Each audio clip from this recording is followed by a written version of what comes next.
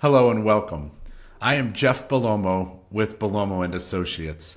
You are watching this video because you have decided that you want to draft or design a base plan with Bellomo and Associates. So a base plan is an last will and testament that provides for outright distribution to children, a financial power, a medical power of attorney, and a living will. That is what a base plan is. Now, you may also be watching this video because you are doing one of those documents as a standalone document. This video will walk you through how you fill out the design workbook and the template so that we can draft those documents and also make sure that you're filling it out correctly and appropriately. The one thing I do want to say is that by doing the base plan, you have made a decision that during your life, you do not want to protect your assets. You do not want to avoid probate at the time of your death. Also, by doing this, you have decided that after your death, you are not interested in protecting those assets for your children. So if I'm saying something right now that you're confused about and you're saying, now wait a minute, I didn't realize that by doing this base plan, those are the decisions that I'm making, please call the office. Please ask to get enrolled in an upcoming workshop so that you can be educated more on what it means to protect assets during life, to avoid probate, and to protect assets after death. But assuming that you're here because that is the decision that you have made and that you are ready to prepare and to plan for a base plan, I'm going to go ahead and walk you through the template so that we can get this designed for you and drafted for you. So I have the blueprint for a base plan, and what that is just basically the questions that you're going to answer in order to fill it out so that we have what we need on our end at Bellomo and Associates to draft the documents for you. So at the beginning, under the personal information section, you're going to go ahead and fill out the client information. Now, if you are a single individual, you will only be filling out client 1. If you are a married couple and you have a spouse, then one of you will be client 1 and one of you will be client 2. And you'll go ahead and fill that out. So please pause the video and enter the information under personal information for client 1. And if there's also a client 2, the spouse, go ahead and fill out that information as well. All right, now, question number 1 under section 1 is basically looking at, all right, if we have a beneficiary who is maybe a minor, and it could be a grandchild, could be a great-grandchild. It might even be somebody that you're not expecting right now because you're planning to provide for your children who are over the age of 18. This question relates to if anybody in the document was to inherit, at what age are you comfortable with them getting the money outright? Now, my recommendation is that it be at least 25 years of age. You don't want somebody who's turning 18 to get a lump sum. This does not apply to retirement accounts. If you have a retirement account, a 401k, a 403b, or an IRA, and you want to leave that to someone, you're going to have to call the office. We're going to have to do a different plan that has different language in it. This language is in the event that someone's going to receive money, whether it be from an investment account or just money that's in the estate, at what age are you comfortable with them getting the money outright and being in full control? So you're going to pause the video and go ahead and write down the age. As I said, I would not make it less than 25 if it were me, but certainly that is 100% your call. All right, so now that we have filled that out, section 2 is the general information section. This is where you're going to fill out the information. If you have children, right? Do you have any children? Yes or no? And you're going to go ahead and circle that appropriate answer. And then if yes, for client 1, who are they? And what is the relationship to you? What is their date of birth? What is their phone number? Are they male, female, or other? Okay, then if there is a client 2, a spouse, you're going to go ahead and fill that information out. Now, if client 1 and client 2 have 2 children together, you only have to fill it out once, and you'll check the box for joint. If client 1 has a biological child, and then client 2 also has different biological children, then you'll be checking the box for biological and step accordingly based upon what the relationship is to the person. So you're going to pause the video and you're going to fill this out, filling out and answering all of the questions under Section 2, General Information of who your children are, what the relationship is, and their contact information. All right, wonderful. Now, Section 3 is about the healthcare power of attorney. The healthcare power of attorney is going to make healthcare decisions on your behalf if you are not able to. A doctor is always going to look to you first to make the decision for yourself. If you can't make it for yourself, then they're going to look to the person who you are naming. If you have a spouse and you would like to name the spouse and vice versa, then under Client 1, primary agent name, you're going to write the word spouse. And if that's the case for Client 2, you will write the word spouse. That way, we know it's the spouse. We have your name. We have your information. We're already filling out the rest of it. So that will save you having to list the name. Just write the word spouse for us. All right. Now, if you don't have a spouse, or if we're looking now to name the successor after the spouse, we have to discuss how we're going to do this. Now, with a healthcare power of attorney, you can say two people and you can require them to have to agree to make a medical decision. So it could be Jeff and Jenna. That means that the two of them have to agree on a medical decision. Or you can say Jeff or Jenna. That now means that either one of us can make the decision on a medical kind of decision in the hospital about what's going to happen. We are not talking here about end-of-life decisions. That will be in the living will. And when you see the documents and when you're actually in the room signing, there will be an explanation around the living will piece about end-of-life decisions. Once two qualified physicians say that there is no realistic hope of recovery, do you want heroic and life-saving measures, right?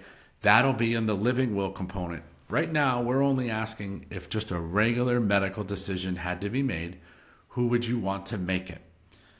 Now, you're going to pause the video and you're going to write the answer accordingly under primary agent and then successor. Who would you want to be the backup if the primary couldn't do it?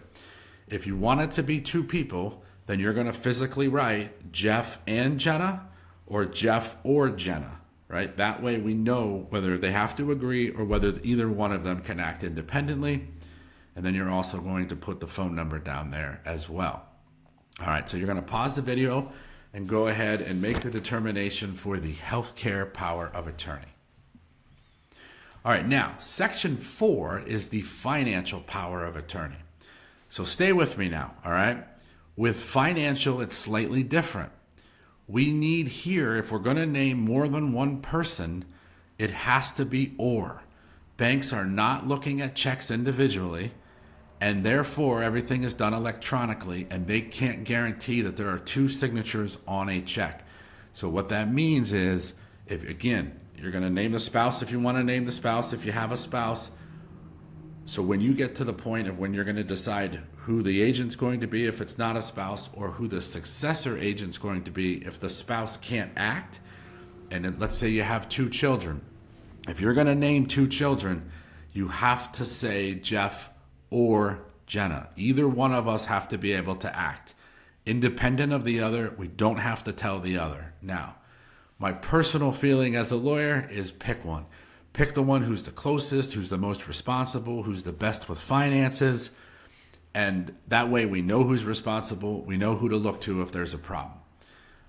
You might be thinking to yourself, no, Jeff, I had two kids and I'm going to treat them the same. And that's just how it's going to be. Well, if you're going to name two people, it has to be or. You cannot put and. Banks will not accept it. Okay? So go ahead and pause the video. Fill out who the primary agent is. Fill out who the successor agent is. And put that information down accordingly. But please remember, if you're naming two people, it cannot be and. You have to say or. If you write and, we are still going to put or in the template because we cannot put and with financial power of attorney. All right, now Section 5 This is where we're going to name the executor of your will. Who is going to step in your shoes after you're gone and carry out your wishes? Okay? So that's what we're deciding right now. It is a very similar function to what the financial power of attorney is. So if the financial power of attorney pays your bills during your life, think of it simply as the executor of your will carries out your wishes after you're gone.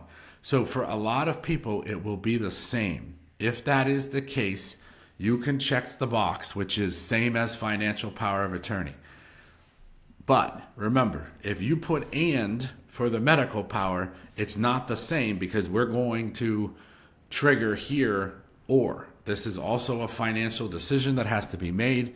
You cannot say and in this scenario. The same as the financial power of attorney, it cannot be and. It has to be or. So if you're going to say the same as financial, again, it is going to be or because it has to be. So if you want it to be the same, check the box as the same. If you don't want it to be the same, go ahead down below and fill out who's going to be the primary and then who's going to be the backup. If you're married, you'll say write spouse again, and then you'll go ahead and name who would be after that. If it's not a spouse, then you'll just name who you want, and then if you want someone after them, you will name them as well. Okay? Go ahead and pause the video and fill in who the executor of your will be.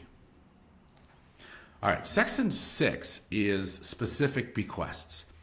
Now, what I want to say about specific bequests is that this is not a memorandum of personal property, okay? This is not a memorandum of personal property. If you have specific items that you want to go to certain people, then like the painting on the wall, the ring, the stamp collection that's in the house, the bean, anything that's in the home, small tangible property, pictures on the wall, that we're going to do in what is called a memorandum of personal property. You will be given a memorandum of personal property form at your signing. You can fill that out. That will tell the executor who you want to get certain personal items. Specific bequests are, I want a specific $10,000 to go to this person. I want $50,000 to go to this charity. That's what specific bequests are. They're substantial monetary items that you're providing to another individual. If you don't have any, you're going to check the box, I have no specific bequests. If you do have them, you're going to check the box, I have specific bequests as outlined below. Then you're going to fill out what is the amount or what is the item that you want to give to a certain person. Who is to receive it? And then after whose death. So if you're a single individual doing this, obviously it's after your death. If it's you and your spouse doing it, do you want this bequest to occur at your death, or do you want this bequest to occur after the death of the second spouse? So you will check that out. Then it will be, is it part of the residuary? So if your residuary, which is coming next, is 50-50 between Jeff and Jenna, the question here is the item that you're providing, is that part of the 50-50? Or is the 50-50 everything else, all the other stuff, and then this is in addition to it? So you'll check whether it's part of the residuary or in addition. A lot of people probably won't have specific bequests, so for some of you, you're going to skip this if you do have something specific. Now understand, if you put this in the will and you put a specific bequest of a picture on the wall, that means that picture has to be appraised at your death. We have to pay inheritance tax on it, and we can't sort of get around that. If it's in the memorandum of personal property, it's a much easier proposition to do. So if you're listing here, that's why we're saying it's usually bigger items, more valuable, bigger ticket, maybe something that is of significant value or sentimental to a family that they want to absolutely ensure go to a certain person. So you will pause the video and you will fill out the specific bequest section. Section 7. This is where is the money going after you pass, right? So If you're going to leave it equally to your children, you're going to check the box, equal shares to descendants per stirpes. What that means is if you have 3 kids, that box, by checking it, means everything goes equally to the 3 kids. And if one of your 3 kids pass away, that share goes to their children. That is what per stirpes means. It means it stays and goes to their children. So for a lot of you, you're probably going to check that box that it's going to go to your children equally after the death of your spouse if you're married. If it's not the case and you want to provide to other people, you're going to go ahead under that section and literally list who you want to name and the percentages that you want them to receive. Now, it is important that you fill in the percentage section as well so that we are certain that we know exactly what the percentages are, and it must equal 100. Okay? If you have a list of other people or it's longer than this, you can fill it on this sheet, or you can provide that to us as well. Try to keep this simplified if you can, and you're going to pause the video and fill out that section as well. Now, there is a fee agreement for the base plan. The base plan fee agreement that I am using is assuming that you are doing the entire base plan package, which is the last will and testament, the financial power, the medical power, and the living will. And that is outlined here in the fee agreement. If you're doing a standalone item, when you're signing the fee agreement, you're either going to check the box or do what you need to do to signify that you're just doing one item as a standalone item. If you're doing the whole package, then they will all be listed. You'll go ahead and you'll fill out your names at the top and the date. So put the names and the date at the top. If there's spouses doing this, list both spouse names and the date, and then make sure that the next section includes what it is that we're doing. If it's the base plan, it would say last year will and testament, financial power of attorney, healthcare power of attorney, and the remainder calendar year in the Red Wagon Club, which is the ability to get your documents updated, to attend weekly events, monthly events. We have attorneys weekly that are talking to our clients, answering their questions. We have monthly speaking events. You can change your documents. You can update your documents. I like to give you a little bit of time in case there are any changes that you need to make after the initial creation and execution of your documents. So this way, you have some time to still make some changes and not get a bill. You will get a bill for the Red Wagon Club in the following year. The bills usually come out in December. We will be providing you information about the Red Wagon Club. You'll be able to read about it, listen about it. Please attend the events. For the purpose of this base plan fee agreement, I'm not going to go into the specifics of the Red Wagon Club because you're receiving in it for free to make changes at the beginning. Then we will certainly get you educated when you need to make the decision if you want to continue doing it in the future. Now, how do I get out of it? Simply do not write a check the next year when the bill comes due and you are out of the program. So there's no obligation. I just want to make sure that you have the chance to make updates to your documents, and I just want to make sure that if there's any changes, we can take care of that for you. Then you can decide what you want to do the following years and whether you see the value in the program. The program does have a 95% retention rate. Most people do stay in it, but for the purpose of this base plan video, I'm not going to go too much into that Red Wagon Club. I'm just letting you know that it is in here, that it's included for free for the rest of the calendar year that you are in. And then the following year, there will be a bill if you choose to stay in it of $795. And you can go ahead and make that decision at that time. But for now, you're in it automatically so that we can get everything updated for you. You are my client. You are the only client that we talk to. If it is a married couple, the married couple is the client, okay? And what that means is if one of the spouses calls us and says, don't tell him, but I'm already seeing someone else, we cannot represent you. If you call us and say, I'm hiding $150,000 under a mattress that he doesn't know about, I cannot represent you because we represent the married couple. Everything you say to us is confidential. With the exception of, you will see on page 2, that we are able and have to be able to speak to your financial professionals to the extent that there is questions about your situation. So it's automatically set up that you are giving us permission. In a base plan, it's a little less necessary or likely that we might need to, but when we get a call from your financial advisor asking a question about how it ties into your plan with them, we need to be able to answer that. The fee section under Article 4, we collect half at the time of the design and then half at the time of signing. You have to tell us the truth. So you have to disclose things. If we ask questions, you have to tell us the truth. If there is ever a dispute, we will go to arbitration and have them tell us what it is that we owe you. Now, one thing I can tell you is that we have 100% guarantee that if you're not happy, we're going to make it right. There's a reason why we've never had anyone have an issue or a complaint filed from a client that was unhappy or any issue, because we will make it right. But if that doesn't happen, then we'll go ahead and let the arbiters tell us what we owe, make it as cheap and easy as for both of us, and go ahead and handle it. That has never happened in my practice. We will keep the originals of your documents 5 years after your passing.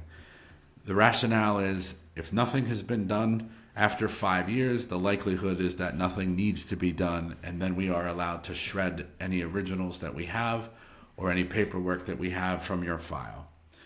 Remember what we are doing. We are doing whatever that first page identifies that you're having us do. This is a base will plan, a financial power, and a medical power, or it's one of those items if you're picking a standalone item. That is all that it is. We are not doing trust during life. We are not doing trust after death. We are not doing a Medicaid application. We are not doing disability planning. We are not doing advanced tax planning. We do all those services, and you could certainly give us a call and we would help, but that is not what this is. This is a base plan. You will see my signature under Bellomo and Associates. You will go ahead and you will sign under Client 1, and if there's a spouse, they will sign under Client 2, and then you will see the first of the written materials in regards to the Red Wagon Club. So page 5 outlines all of the items of the Red Wagon Club, all of the benefits of the program, and as I said earlier, you'll get the rest of the year that you are in currently for free, and then a bill will come out in December, and it's not actually due until the end of January of the following year if you'd like to remain in it. We could certainly provide more information about the Red Wagon Club, but this addendum will give you all of the specifics. We do have a brochure about it. We do have information about it. We could certainly provide that as well. And then, of course, on page 6, there's the information for payment. If you're going to pay by credit card, you will go ahead and fill out all the credit card information. Make sure you sign it. You'll see the yellow highlight there. It is imperative that you sign. If you are mailing a check to the office or if you are providing it that way, you make those arrangements. We will not draft until we have payment, but you can also fill out this and submit it as part of the design base plan. So I want to thank you for your time today. Thank you for working with Bellomo and Associates on your base plan. If you have any questions about anything that was discussed on this call, please call the office and let us know what your questions are. Once we receive this information, we will draft, we will get it in process, and we will be in touch to schedule the signing and the execution of the documents. Thank you for your trust in Bellomo and Associates. I hope that this video was helpful for you and your family. Thank you, and we'll see you real soon.